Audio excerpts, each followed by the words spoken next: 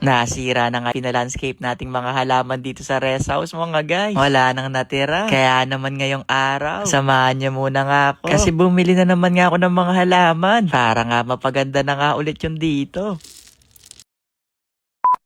Isang buwan nga akong hindi nakakapasyal dito sa rest house. Kaya yung mga halaman ko dito, mga guys, kinalbo na. Na sobrang ganda nga dati nito. Pero ngayon di ko na makilala. Ngayon tagal kasi natin di nakabalik. Na ang dami rin kasi nangyari sa akin. Alam nyo naman, kakakasal ko lang. Pero babawi nga ako ngayon. Kasi pagagandahin na nga natin siya ulit. Na eto nga yung taga-rescue ko. Ang Lettuce Garden. Na sila nga yung nag-landscape dito sa rest house noon. Kaya unang bungad nga nila sa akin. Mga guys, sabi ko, sorry na, huhuhu. Pero di daw ako sumatanggap ng sorry si Kuya Jason. Eto na daw pambawi niya.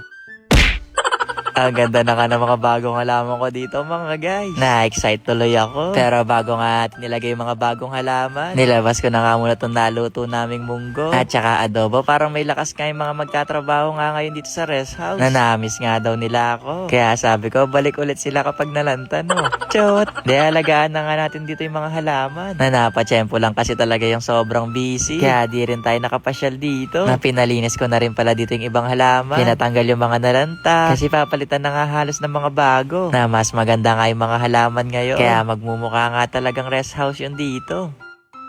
Ang ganda ng mga halaman no mga guys. Sana ma-maintain natin to. Napatis pala yung sa kabila. Nakakalbo din. Kaya naman ipapaayos din natin dito.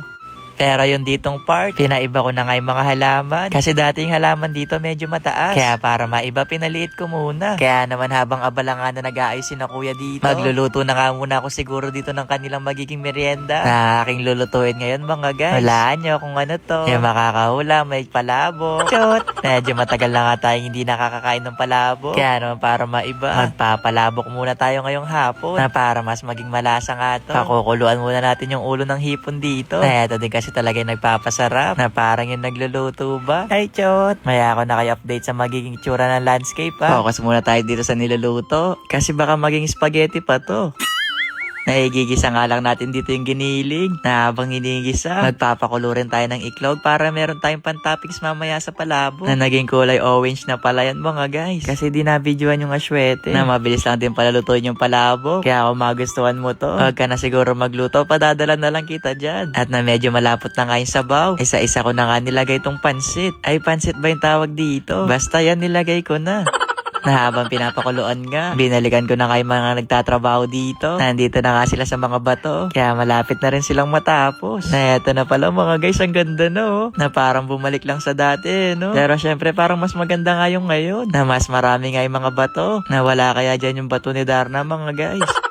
Na medyo maulan pa nga sa mga oras na to. Kaya naman nagdesisyon na kami na ilipat na nga muna tong lutuan. Kasi lumalakas nga yung ulan. Na kung hindi ko ililipat to, baka maging arroz caldo na to niluluto ko. Chot! At na medyo malambot na nga to, sinalin ko na nga rin siya sa lalagyan para ma-plating na nga natin ng maayos tong palabok. Na ang bango na nga nito. Kaya naman kumuha ka na ng plato dyan. At nang sabay-sabay na nga tayong makakain dito. At eto na yung finish look mga guys.